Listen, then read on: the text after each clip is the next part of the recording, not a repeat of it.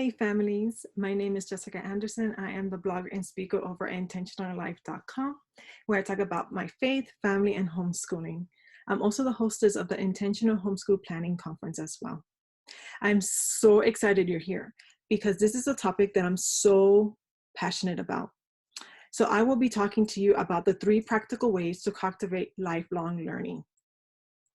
But before we get started, I want to remind you that if you haven't downloaded the handout that I provided, I encourage you to do so. It basically has all the points that I will be covering and space for you to take notes. It also has an action sheet which will get you started. And as you're listening, I know ideas are going to be floating in your head, and it's good to just have a place to go ahead and write them down before you forget. So before we get started, I want to share with you a story on my journey on how I discovered the importance of cultivating the lifelong learning in your children. So imagine it was a beautiful spring day. The sun was bright and shining, and the birds were singing, and the bugs were flying around.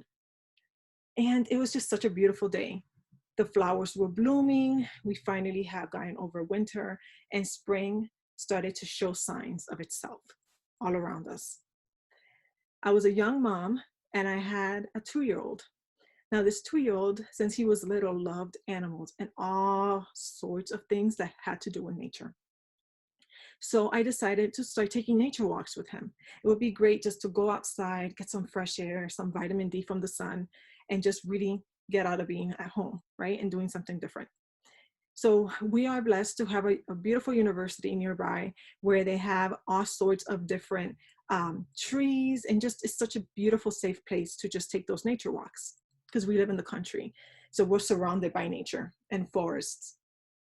So we started walking that day, and my son loves bugs. So he's looking at bugs, and we see flowers, and we just see so many wonderful things. So I start talking to my son about what signs of spring does he see, so we can have a conversation. Later on, he stops, and I see that something really caught his attention. And I'm like, what is he looking at? I thought it was another bug, but it wasn't. It was a flower. And he looking at the flower and admiring that beautiful little flower. And he looked at me. He said, Mom, what's the name of that flower? And I was like, I have no idea what's the name of that flower at all. And he wanted to know what the name of the flower was. And I was like, uh-oh, what am I going to do? Because when I was growing up, science was my worst subject. I did not like it at all. So we went to the children's department in the library. And I ended up asking the librarian there if she had any like field guides or any books on flowers or nature, or something that can kind of assist me in trying to identify this yellow flower that we found. She sent me over to the other side, away from where the children's section was. And she said, we actually have a section just of field guides, like full of field guides. So in my mind, I'm thinking, oh, probably have like about 20 or something. Well, when I go over there, there's like 3 rows of field guides galore, like so many field guides on all sorts of things, trees and spiders and scorpions and amphibians. I mean, the list can go on. I had never felt so excited coming to a section of field guides. I felt like I was in a candy store, like a child would, right? All excited to see all the candies around. And that sparked some learning and desire of me wanting to know too, what's the name of that flower? So as I started looking through the field guides, my son got excited because he didn't just see things about plants, right? It was all sorts of animals. So we got some extra ones from animals, but we looked particularly for ones that had to do with flowers. And I found 3, so we took those and we checked out these field guides out. First time I ever used a field guide in my life, but there's always a first time for everything, right? So we go ahead and we go to the section where the flower was, and we sat down on the ground and we started looking. So I gave him one of the field guides, and I had one, and I kept looking, and we just couldn't find the name. And I was just praying, Lord, let me be able to find this name of this yellow flower, because he wants to know what it is. And I'm even curious to know what it is too. And as we kept looking through the 3rd field guide now, we found that yellow flower that caught the attention of my 2-year-old. And I told him the name. And I went on and read what descriptions they had about it, where, Does it need water? Does it live in the shade? And I went into the details of it. He was so satisfied and so excited that he wanted to still go out and identify more flowers. Were we successful in identifying every single flower? No. But it was fun to go out there and do something with my son, something that really caught his interest. And seeing this, when I got home, I realized something. I realized that I would not only be a teacher to my son, but I'm also going to be a learner like my son. Because you see, when you go into the homeschooling journey, whether you're beginning or you've been at it for many years, you also become a learner. Because I don't remember a lot of the things I learned when I was in school. I would love to see the hands up to say to me that you guys remember. You might remember some things, but really think about it. The things that you remember are probably the things that really interest you and something that you really liked. But the things that didn't interest you, you might not remember it. So I went on a mission now to try to preserve that love of learning in my son. So I decided to do research. See, I'm a young mom and I'm here looking and I want to homeschool my child, right? So I started looking and there's so much information out there. Then I started praying and asking the Lord to just guide me in how to do that. Because sometimes we get so overwhelmed with the information that we get, even though it's good information. But sometimes we need to go straight to the source, which is Christ, and ask him, because he created your child. Every single child that you have is a blessing. You're the perfect parent for that child, as that child is the perfect child for you. So let me go ahead and share with you the benefits of cultivating that lifelong learning in your child before I get into the whole practical, easy and fun ways to apply it in your home. So I'm going to be looking at my notes, so bear with me here. So 4 benefits of encouraging lifelong learning in your home. The first one is that your child will become a lifelong learner. When you foster that love of learning in your child, they become lifelong learners. So whether they're 5, 15, 25, 35, no matter what stage they're in, they're going to want to continue to learn. The whole purpose of trying to cultivate that lifelong learning in them is because we want them to know that when they want to learn about something, they know how to find that information. They know how to research, they know how to look up books, and they know how to find the information that they need, whether it's through a YouTube video or an assignment that they decide to do themselves. But it's something that encourages them to know that no matter what age you're in, you're always going to be a learner. And that would encourage them to continue to pursue their passions, pursue their interests, because God instilled in them such talents and gifts that was perfect for them and designed perfectly for the call that God has for their lives. The next thing, after they become lifelong learners, and they start seeing the opportunity of all these things that they love, and the more that they learn and become passionate, they start realizing, I really like this. I like this, but I don't love it. So they start seeing things and helping them kind of adjust on what it is that they're really good at. So that's why you want them to continue to be lifelong learners. So when they become lifelong learners, they become thinkers, right?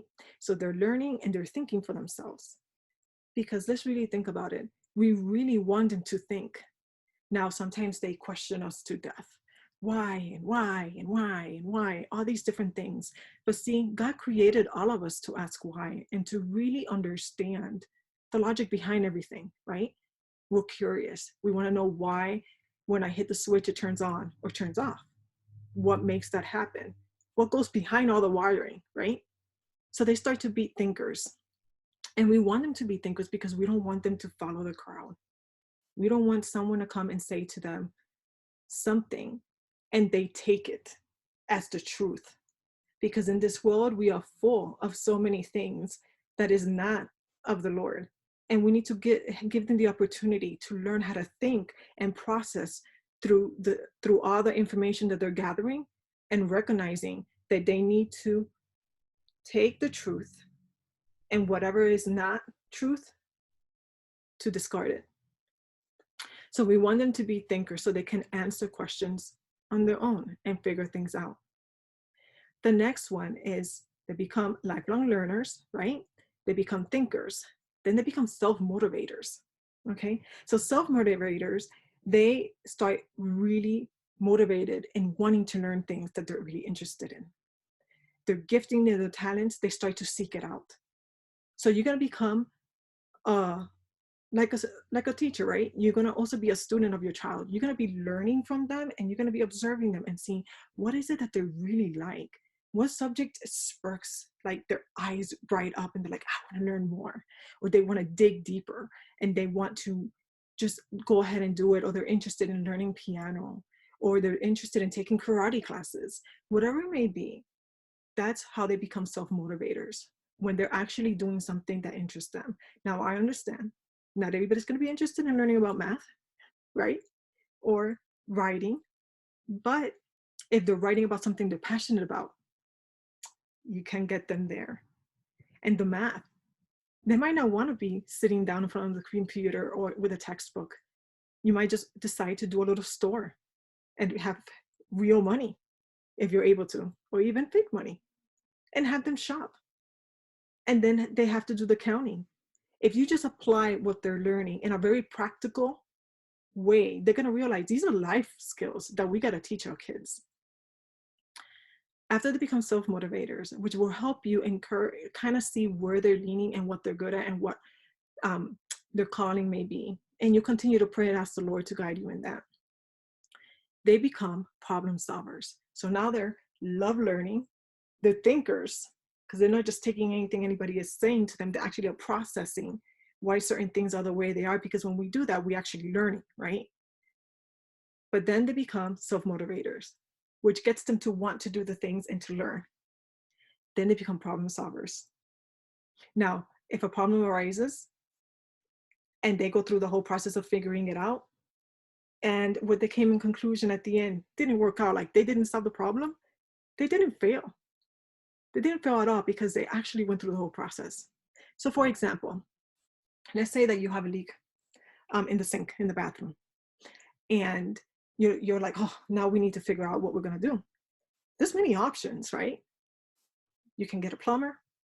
Maybe your husband knows how to do things, or maybe you yourself know how to do it. Or you have a family member that is very handy. Or you can look on YouTube. This is a great opportunity to get your children involved in trying to solve a problem that's affecting everybody. So you will bring your son or your daughter over, or your children, and say, hey, we have a leaking, the sink is leaking. What should we do? How can we solve this problem? Because I don't know how to fix it, but what are our options? They can start thinking like, probably they say, I don't know, Mom. We're like, well, let's think about it. I need your help. So let's just brainstorm. Well, I can probably get a plumber. Yeah, you're right. I can probably get a plumber. What else can I do? Well, I see Daddy sometimes looking YouTube. Well, that's a good thing we can do. We can look on YouTube and try to do it ourselves. Is there any other thing that we can do? Well, we can probably find out if any of our friends or family members know how to fix, the sink that's leaking. That's another option. So you get them to do that. Then we go ahead and do the process and try to get it done. Now you say, well, it's leaking. We got to figure out how it's leaking. And you go through the whole process of it. And you solve the problem, and you're kind of helping them go stage by stage on how to solve a problem. It can be a small thing. It can be a big thing. It can be even as simple as, don't fight with your brother, but he got my toy first. Okay, well, let's talk about this. How can we solve this problem? Well, I can let him play for a little bit. Like 5 minutes, you put the 5 minutes timer, problem solved. It's just getting them to that point to understand. So those are the benefits of encouraging and cultivating the lifelong learning in your children. So let's go over that again. Lifelong learners, they become thinkers, self-motivators, and then they're going to become problem solvers. Now, I want to share with you the practical ways to encourage the love of learning in your home. Now, in your home, it all depends also on space, right? And how much space you really have at home. But you can get very creative. You don't need to have a lot of money. You don't need to have a lot of materials, because a lot of the things are probably you already have at home. And a lot of it is using your imagination as well, and getting them involved to see how you can actually do these things, right? So the first one is we're going to create a learning environment in your home. So how can we do that? So what we can do is we try to provide them with the tools and the supplies that they need in order for them to grow in their passions, into giftings, and their talents. So if you have an artist that loves to draw, what can you do? You can actually create a station, a little section where you would actually have construction paper, scissors, glue sticks, markers, paint, whatever it is that they're into that has to do with art, crafty things.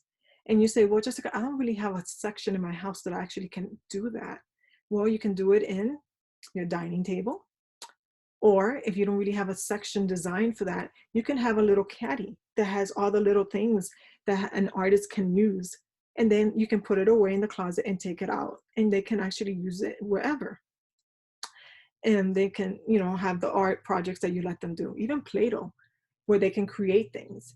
It's very simple little things like that.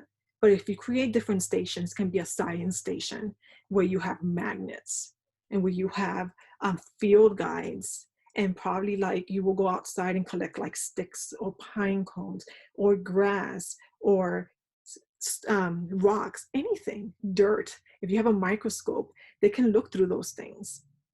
Or you can actually take them outside if it's a science station and learn about things. Get like a copy paper with a crayon and have tree rubbing or leaf rubbing.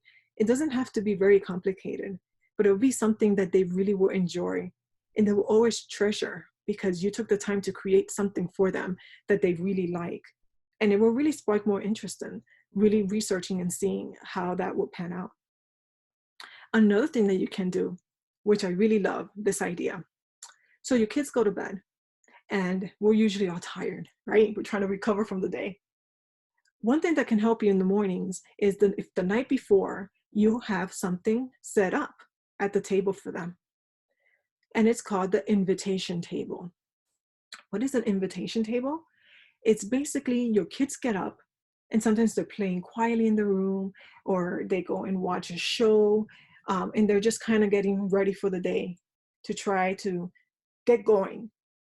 If you have an invitation table, especially if you're going to be making breakfast or trying to get yourself ready or trying to spend some time in the word or in prayer before you begin your day, you can leave out, could be coloring books with your crayons and your markers, and leave it out on the table. So when the kids come out, they have something to do. The next day could be Play-Doh. The next day could be Legos with little cards telling them what they have to design, like design your own home. And they have all the Legos. And it doesn't even have to be the table, it can be on the floor. And say, hey, I have a project for you to guys work on. I need you to design your own home using Legos. And they go at it and they work on it.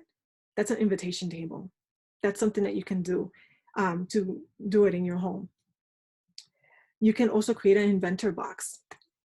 What's an inventor box? Or even what they call a tinkle box, where you have a box and it's all sorts of like recycled items.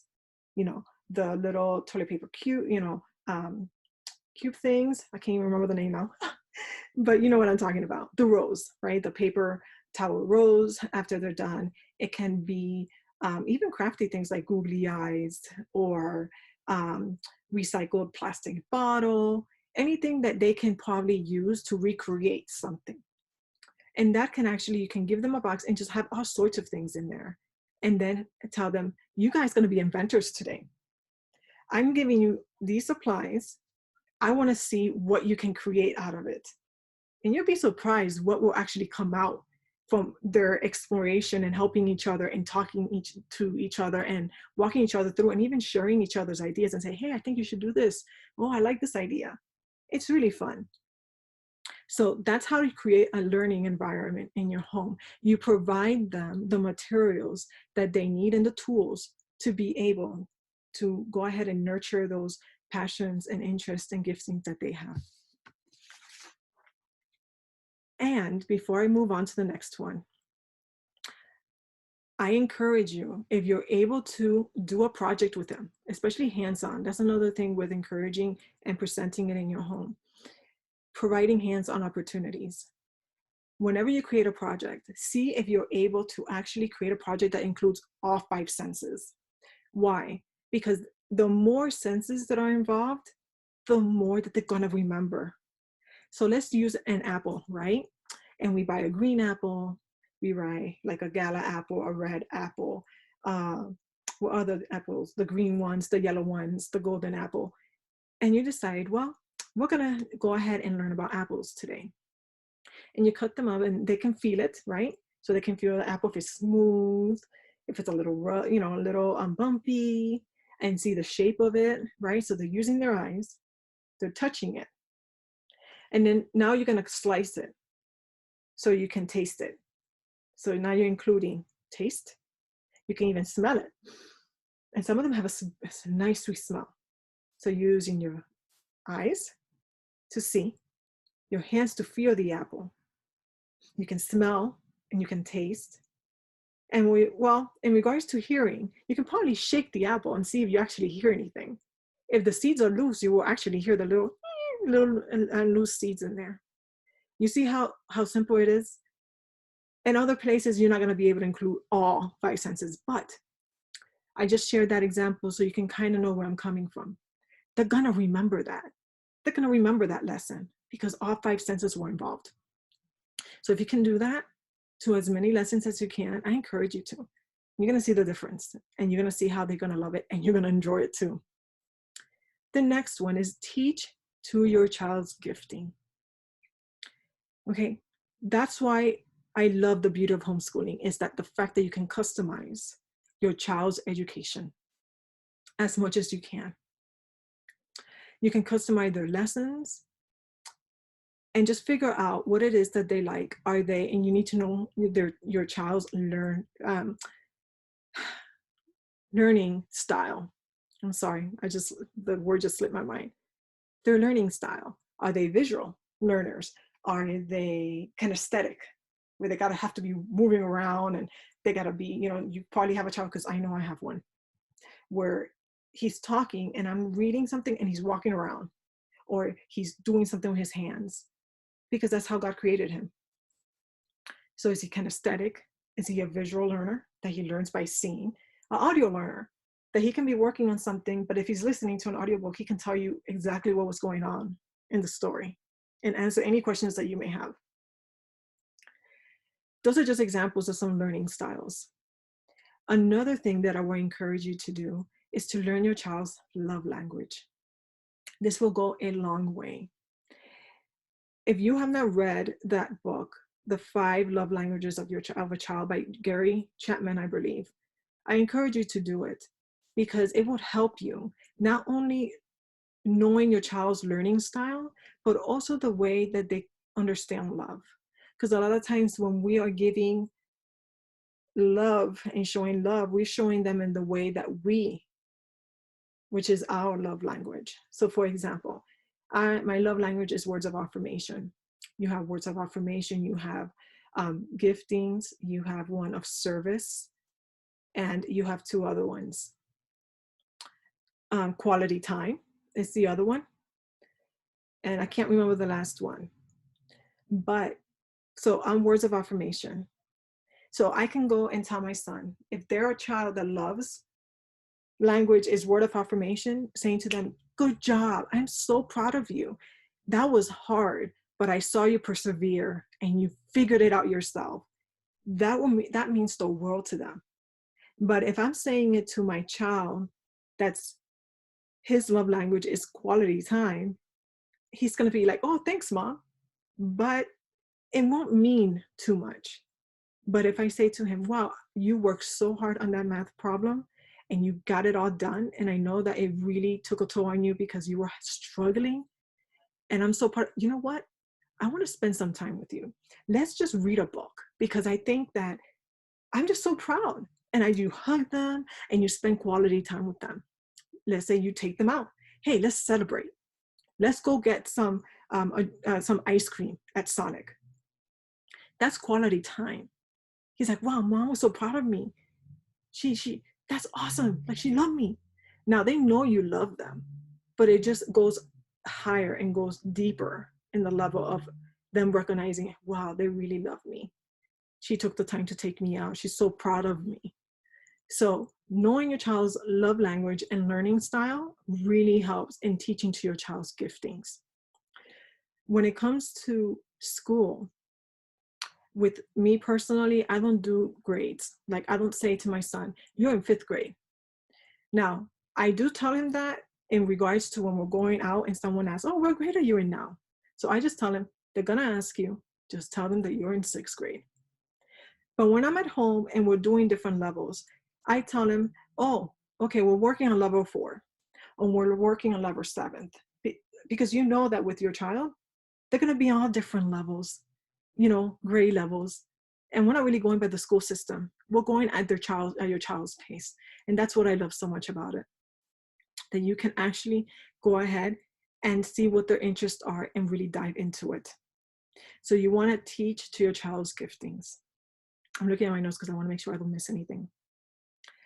The next one, let them chase their questions. I love this one because children by nature, they ask a whole lot of questions, a whole lot, because they want to know. They want to understand the world around them. They want to understand why this character made this decision and why this happened in history and why people sometimes are mean and why. So when you're learning something, I do want to remind you that no matter what curriculum you're using, the curriculum doesn't run you. You tell the curriculum what to do. The curriculum is there to be a guide, to just guide you in knowing what to do and kind of give you structure, because sometimes we need structure, right? But if you're learning about Thomas Edison, right? Or Thomas Jefferson, let's use Thomas Jefferson. If you're learning about him and you start reading and then you learn about Lewis and Clark and you keep reading and your child is like, I want to learn more about Lewis and Clark. And that's what happened with my child, with my oldest. And I said, sure. So we went and got biographies on Lewis and Clark, and then we learned about Sacagawea. And hopefully I said that word correctly because I tend not to say it right. But Sacagawea. And we dived into the whole thing and learned about her and learned about the whole thing. And that's taking rabbit trails. So take those rabbit trails. Rabbit trails are those things that take you away from what you're doing, but you're still learning. It's just learning deeper, going deeper, because you can't do that in public school. But in homeschooling, you can. You have that luxury and the time to dig deeper into a topic that your child loves.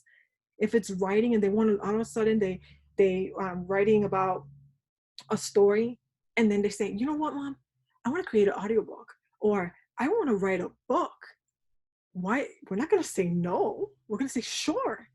So what do? You start researching, how can you help your child write a book? And you in the steps. So you're taking a rabbit trail. You're going towards what they like. Now, you have all these children sometimes and you just can't do it. And that's okay. You can try to figure out a way of incorporating everybody. With history, you can incorporate everybody and learning the same thing, but doing different activities depending on your child's level and understanding. There's many ways that you can do these things. So I encourage you not to be scared and to try and see what works for you and what doesn't work for you. And if things that you read or even things that I have said doesn't work for you, that's fine. There's nothing wrong with that. I'm here to inspire and encourage you to take that, right, leap of faith, to really try and see how you can do that. And now's the perfect time. It's never too late. I had a mother come up to me one day and said, you know, I wish I would have started earlier, cultivating the love of learning with my son. I just put him out of public school. He's like, he's in 9th grade. How do I do that? I said, you can still do it. You can. It's not too late. You can start getting to know your child again. What is it that he's really interested in? What are things that he loves? What are topics? What is the music that he likes to listen to? Why does he like to listen to that music? Get to have conversations with them. I want to encourage you to build those relationships with your children, especially because we have the opportunity to do that in homeschooling. I will leave you with this. Let me make sure. I will share this ahead of time and then I'll finish up. One thing I encourage you to do, and this is what I told the mom. I said, you know what? Why don't you try a communication journal? She didn't know what I was talking about. Many of you may not know, and some of you might have an idea or done it before. All it is a notebook, a spiral notebook. It doesn't have to be a lavish thing. It can be a really beautiful journal if you want to go shopping and finding a journal, but it can be as simple as a composition notebook or anything like that that you can use. And it's a book just for you, a notebook for you and your child. That one, right? That one notebook. It's a correspondence between you and your child. I encourage you, as a dad to do it too, and moms to have your own. So it depends on your child's age, but let's take this 9th grader, for example, older kids. You want to have a great relationship with them. You want them to be able to share things with you. So you may start out with writing in the notebook and saying, hey, thank you so much for helping me out with Johnny yesterday. I really appreciated that. Love, Mom. And then you have a designated place where you will leave that notebook for Peter. Then it's Peter's turn now. Peter comes and gets the notebook, reads your message, and he can respond back. Hey, Mom, thank you. I appreciate that. I'm glad you noticed. And then he can share something else. Hey, Mom, thank you for making my favorite dinner yesterday. It was delicious. Right? Then it's your turn. You can write anything there. You can write words of encouragement. You can share scripture. You can share what God is showing you. You can write down a prayer that you pray over your son every night if he doesn't know about that. Or you can share a funny joke. Say, hey, Peter, I found this joke hilarious. Let me share it with you, and write it down.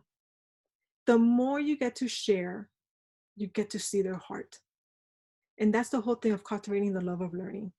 Getting to see their heart, the person that God created them to be. They get to also get to know you too. The last one, the last point, let them pursue their passions. If they love to do karate and they want to go all the way to black belt and continue, let them, if you're able to. If they love to learn piano, let them take piano classes. Because if they continue and they want to keep continuing, that's something that they're really good at, something that they're proud of, something that teaches them, and they will do that. So whatever passion or interest they have, let them pursue it, because that also helps them when they get older to realize if this is something that they would like to do career-wise. You see where I'm heading? It can save you a lot of money and a lot of headache when you get to already know what your child is really good at before it's time to graduate from high school. If they decide, hey, I really want to be a zoologist.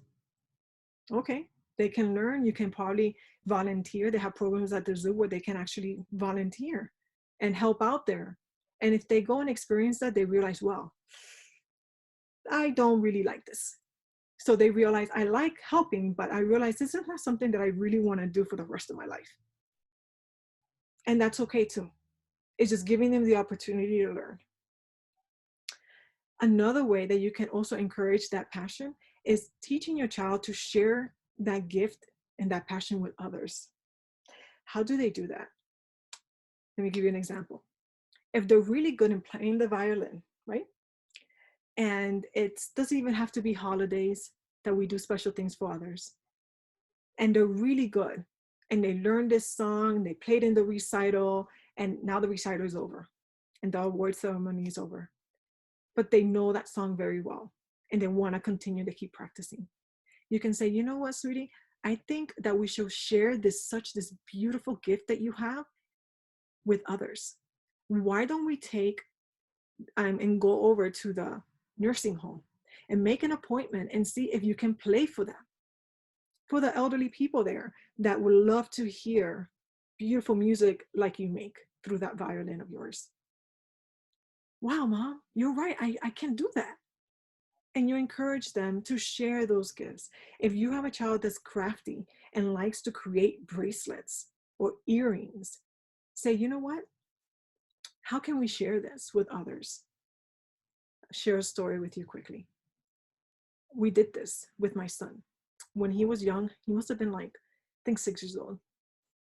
We decided to create these little keychains. He loved making keychains. So we made 3 keychains, and we end up getting some, it was like a coupon code to watch a free movie through Redbox.